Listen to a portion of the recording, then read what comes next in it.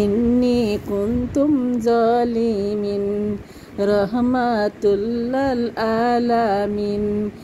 এমনি ঘুমাও আইসা গো তুমি, এমনি ঘুমাও আইসা গো তুমি, ফজরের নামাজে জাগলা না।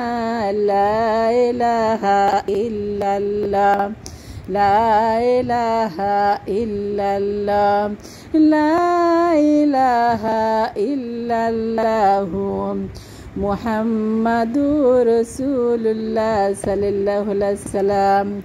এক সাহাবীর ঘরে খাবার নেই। রাসূলুল্লাহ সাল্লাল্লাহু আলাইহি সাল্লামের কাছে গিয়ে তিনি নিজের অভাবের কথা বললেন। রাসূলুল্লাহ সাল্লাল্লাহু আলাইহি সাল্লাম বললেন, নামাজ পড়ো। একবারই নয়, একবার না হলে বারবার পড়ো। তিনি নামাজে পড়া শুরু করলেন। 2 রাকাত, 4 রাকাত, 6 রাকাত, 8 রাকাত, নামাজ শেষ হয়নি।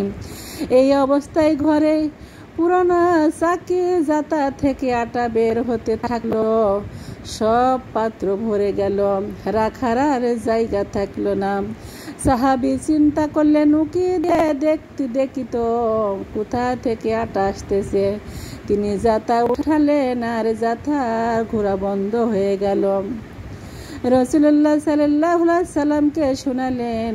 তখন তিনি বললেন, যদি তুমি উকি না দিতে তাহলে কিয়ামত পর্যন্ত এইভাবে আটা বের হতে থাকতো। সুবহানাল্লাহ।